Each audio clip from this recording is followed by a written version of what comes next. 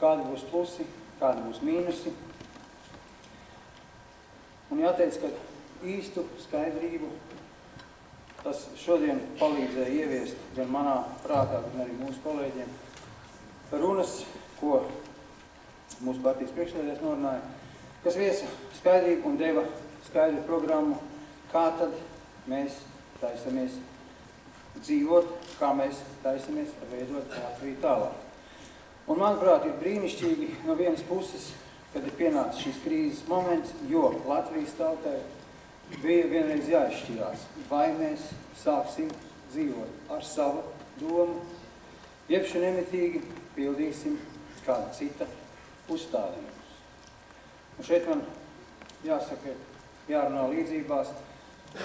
Mana paudze varbūt atcerās, bija kādreiz tāds Herlovs Bistrups, kurš zīmē brīnišķīgi karikatūras, viņš bija dāņu karikatūrists. Un tur bija tāda bildīte, kur priekšnieks izlamā padoto, padotais izlamā nākošo padoto, tas atnāk mājās, sarāja bērnu un bērns ies par sunim. Nu, lūk, tad tagad ir tā, ka ārzem ārvalstu naudas devēji, kuri, protams, ir, kā jūs visi ziniet, ļoti interesēti savas naudas atgūšanā, un diez vai viņi ir īpaši interesēti dažkārt mūsu attīstībā. Tiesārāja attiecīgi mūsu dažus ļaudis, kas ir valdības priekšgalā. Tiesa savukārt ierēģis ministrijās. Tālāk, es aizmirstu pateikt, es esmu no pašvaldības. Tālāk dabū pašvaldības. Nu, un lūk, šī brīdī līdzība beidzās ar šo bildi. Mēs savus iedzīvotājus nerājam. Viņi necieš. Bet līdz mums atnāk šis te citu uzstādījums, tad, kad mums ir vēl runāt pretī, tad mēs dabūjam ciest.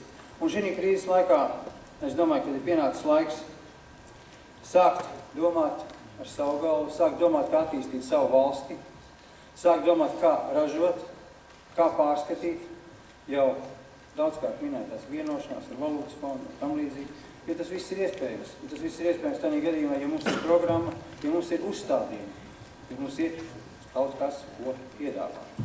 Un šajā te sakarībā es domāju, ka mēs, Madonas nodaļas Tautas partijas biedri, arī atbalstam šo te apvienības veidošanu ar lielo mūsu partneri LPPLC un arī ar reģionu partijām, kas noteikti dos lielāku spēku un lielāku iespēju pārliecināt vēlētājus par to, kas mums ir kopējs.